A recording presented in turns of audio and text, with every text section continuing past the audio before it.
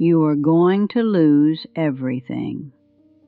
Not maybe, not possibly. You, the person watching this right now, you are on a path that leads to a place where you will be 62 years old, opening an envelope, and the number inside that envelope is going to make your hands shake. Not from excitement, from terror. I know this because I was you.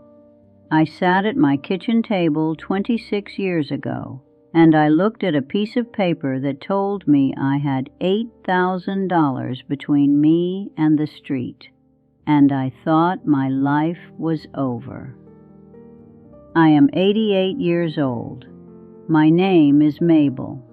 I spent 18 years managing a school cafeteria, feeding other people's children, and I did not feed my own future. Not one bite. And the worst part is, I thought I was. I thought someone was taking care of it. I thought I had done everything right. I signed the papers. I showed up to work. I did my job for nearly 2 decades, and when it came time to collect what I had earned, there was nothing there. Nothing. So before you click away, before you tell yourself this does not apply to you because you have a 401k, because your company matches, because you are smarter than some old woman who worked in a cafeteria, let me ask you something.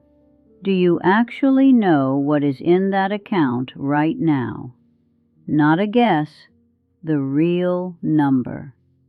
Do you know if you are vested?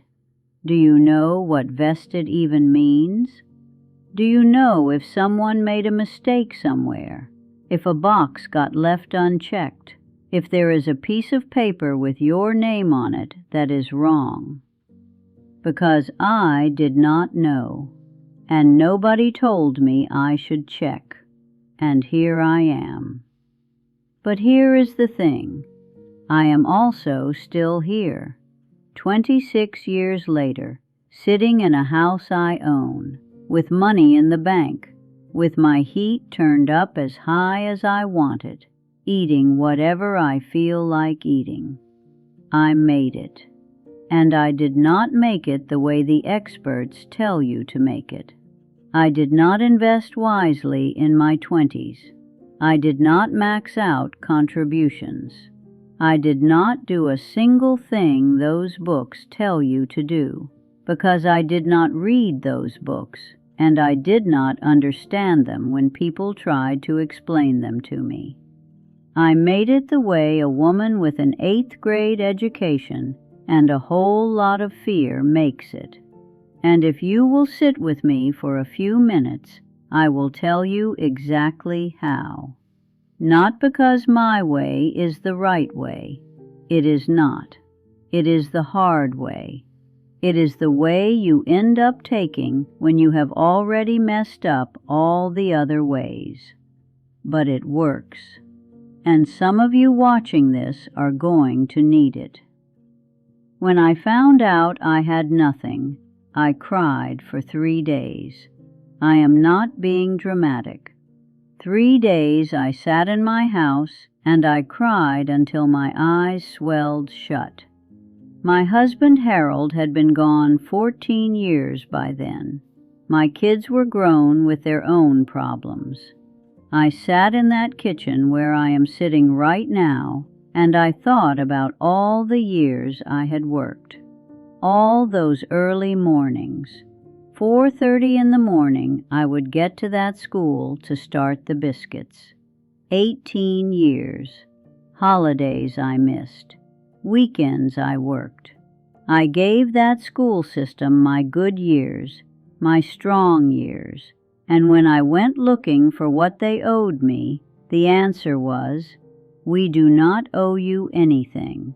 There was an error. You were never enrolled. Those papers you signed did not go where they were supposed to go. Sorry, sorry." That word almost killed me more than the money. But on the fourth day I stopped crying. Not because I felt better, because I ran out of tears and I got hungry and I realized nobody was coming to save me. My children could not save me. The school system was not going to fix it. The government was not going to swoop in with a check. Either I figured this out or I lost my house, and I moved into my daughter's basement, and I spent the rest of my life being a burden. And I decided I would rather die than be a burden. So I got a notebook, one of those cheap ones, spiral bound, cost about 50 cents at the drugstore. And I sat down and I wrote 2 lists. One list was everything I had. The other list was everything I absolutely needed. Not wanted, needed. The first list was short. I had $8,000 in savings. I had Social Security coming that would give me about $700 a month. I had a house with a mortgage payment of $420. I had a car that was paid off but old. I had my health, mostly. I had 2 hands that still worked. The second list was shorter. I needed a roof. I needed food. I needed electricity and water. I needed my medication, which at that time was just blood pressure pills. Everything else was negotiable. Then I did the math. Even I could do this math. 700 coming in, 420 going out just for the mortgage. That left me 280 for everything else. Food, electric, gas for the car, phone, everything. It was not enough, not even close. So I made a third list, things I could do to make money. Now listen, I was 62 years old. My back hurt from 18 years of lifting industrial pots. My feet hurt from standing on concrete. Nobody was going to hire me for much of anything. But I could cook. Lord, I could cook. I had been cooking for 300 children a day for almost 20 years. I knew how to make a lot of food for a little money, and I knew how to make it taste good. I started small. A woman from my church was turning 70, and her daughter was trying to plan a party. The daughter was overwhelmed, working full-time, 2 kids, no time to cook. I offered to make the food. Nothing fancy. Potato salad, baked beans, pulled pork, deviled eggs, a sheet cake. The daughter offered to pay me, and I said no, this is a gift. But I made her promise to tell people who made the food if anyone asked. 11 people asked. Within a month, I was cooking for 2 more parties. Within 6 months, I was making food for every church potluck, every retirement party, every graduation open house in a 5-mile radius. I charged just a little less than the grocery store deli, and my food was 10 times better. Word spread. People started calling me. Could I do a rehearsal dinner? Could I do a baby shower? Could I make 200 biscuits for a family reunion? I want to be clear about something. I was not getting rich. I was making maybe $300, $400 extra dollars a month at the beginning. But that $300 was the difference between making it and not making it. That $300 meant I could pay my mortgage, keep my lights on, put gas in my car, and eat something other than rice and beans every night. That $300 meant survival. And then something happened that I tell everyone about because it changed everything. And it could happen to you too if you were paying attention. I got a letter. I almost threw it away. It looked like junk mail. Some official-looking envelope from the state teacher retirement system. I had not been a teacher. I was cafeteria staff. I figured it was a mistake or one of those scam letters trying to get old people to send money. But something told me to open it. The letter said I was entitled to a pension, not a big pension. When I called the number and finally got a human being on the phone, she told me it was about $200 a month. But she also told me I was owed back payments for 3 years because they had been trying to find me and my address was wrong in their system. I want you to understand what happened next because this is important. I got a check for over $7,000, money I did not know existed. Money I had earned and forgotten about. And when I asked the woman on the phone how this was possible, how I could have a pension when I was told I had nothing, she explained that cafeteria workers in my district were covered under a different system than I had thought. The error with my 401k had nothing to do with this pension. They were completely separate. Nobody had ever told me that. I did not know to ask. $7,000 does not sound like a lot to some people. To me, it was a miracle. I paid off 3 months of mortgage in advance. I put the rest in savings. And now I had an extra $200 coming in every month on top of my Social Security. My income went from $700 to $900. Still not a lot, but survivable, breathable. I could sleep at night. Here is what I need you to take from this. There might be money with your name on it right now that you do not know about. Old jobs, old pensions, old accounts.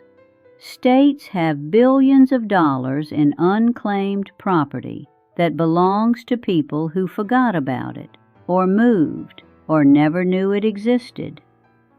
I am telling you to look.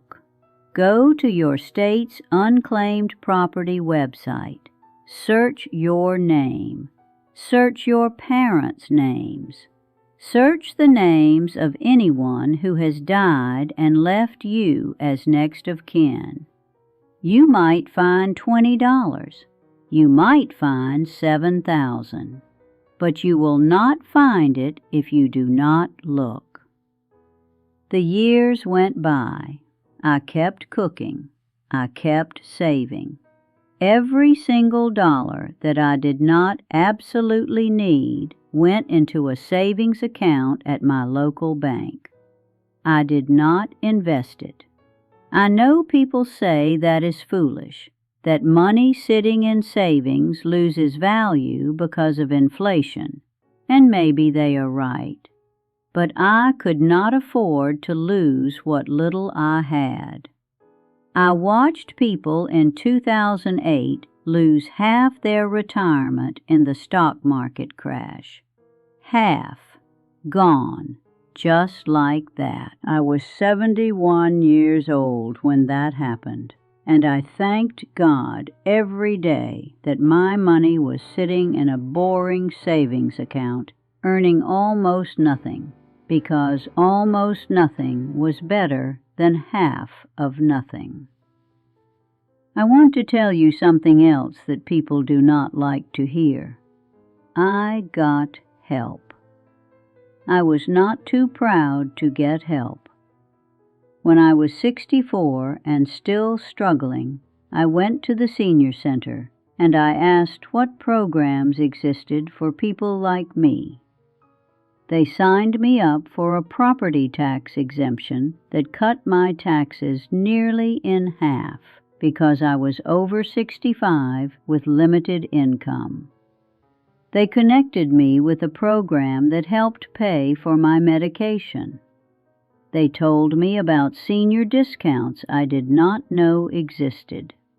Grocery stores, restaurants, movie theaters, bus fare. All of it added up. There is no shame in this. You paid taxes your whole life. These programs exist because you already paid for them. Use them. By the time I was 70, I had paid off my house. Not because I came into a bunch of money, because I took every extra dollar and I put it toward that mortgage. I did not take vacations. I did not buy new furniture. I did not upgrade my car until my old one literally would not start anymore. I lived small so I could own something. And the day I made that last payment, I sat in this kitchen and I cried again. But these were different tears. I am 88 now. I have been retired for 26 years. I did not do it the right way. I did not have a 401k. I did not have a financial advisor. I did not understand compound interest or index funds or any of those things people talk about. I did it meal by meal, dollar by dollar, one small decision at a time. If you are young and watching this, please do not do what I did. Please learn about retirement now. Please ask questions. Please check your accounts and make sure everything is going where it is supposed to go. Do not assume someone else is handling it. Nobody cares about your money as much as you should. Nobody. But if you are older, if you are already behind, if you are watching this with that sick feeling in your stomach because you know your retirement account is not where it should be, I want you to hear me. It is not over. You are not dead yet. You have skills. You have time. Maybe not as much time as you wish you had, but you have some. And some is enough if you use it. Start writing things down. What do you have? What do you need? What can you do? Get a cheap notebook and make your lists. Stop being embarrassed about where you are and start figuring out where you can go from here. Look for money you might have forgotten about. Call old employers. Search unclaimed property databases. You never know. Find out what help exists. Go to your local senior center, even if you do not feel old enough for a senior center. Swallow your pride. These people know things you do not know, and they want to help you. Cut everything you can cut. I know it is hard. I know you feel like you have already cut everything. Cut more. There is always something. Subscriptions you forgot about. Insurance you are overpaying for. Food you are wasting. Find it. Fix it. and find a way to make even a little bit of money doing something you are good at. You are good at something. Everyone is good at something. Maybe it is cooking like me. Maybe it is fixing things. Maybe it is watching children, or walking dogs, or organizing closets, or typing, or sewing, or driving people to appointments. Whatever it is, someone will pay you for it. Not a lot, but something. And something is the difference between drowning and floating. I floated until I could swim. Then I swam until I reached shore. And now I am standing on solid ground, 88 years old, telling you that you can do this too.